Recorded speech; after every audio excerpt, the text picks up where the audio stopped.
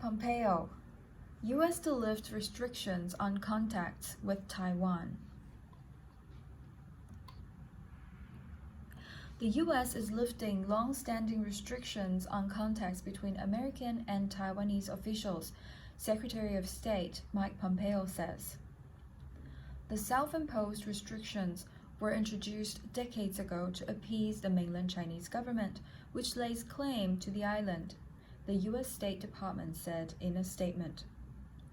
These rules are now null and void. The move is likely to anger China and increase tensions between Washington and Beijing. It comes as the Trump administration enters its final days ahead of the inauguration of Joe Biden as president on 20th of January. The Biden transition team have said the president-elect is committed to maintaining the previous U.S. policy towards Taiwan. Analysts say they will be unhappy with such a policy decision being made in the final days of the Trump administration, but that the move could be reversed easily by Mr. Pompeo's successor, Antony Blinken. China regards Taiwan as a breakaway province, but Taiwan's leaders argue that it is a sovereign state.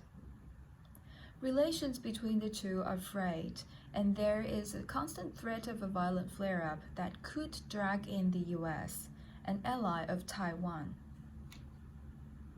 In a statement on Saturday, Mr. Pompeo said the U.S. State Department had introduced complicated restrictions limiting the communication between American diplomats and their Taiwanese counterparts.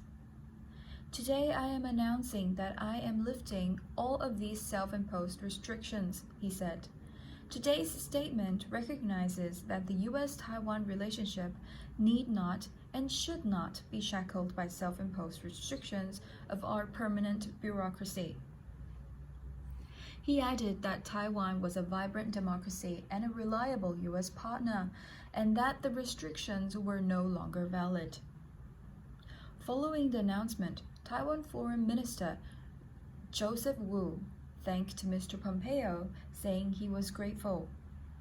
The closer partnership between Taiwan and the U.S. is firmly based on our shared values, common interests, and unshakable belief in freedom and democracy, he wrote in a tweet.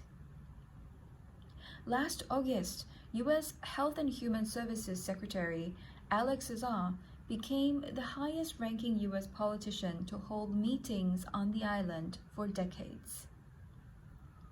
In response, China urged the U.S. to respect what it calls its One China principle.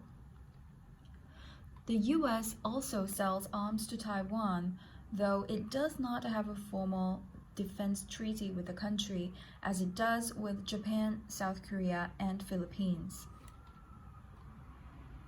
China and Taiwan were divided during a civil war in the 1940s. Beijing has long tried to limit Taiwan's international activities, and both have vied for influence in the Pacific region. Tensions have increased in recent years, and Beijing has not ruled out the use of force to take the island back. Although Taiwan is officially recognized by only a handful of nations, its democratically elected government has strong commercial and informal links with many countries. Thank you for your attention.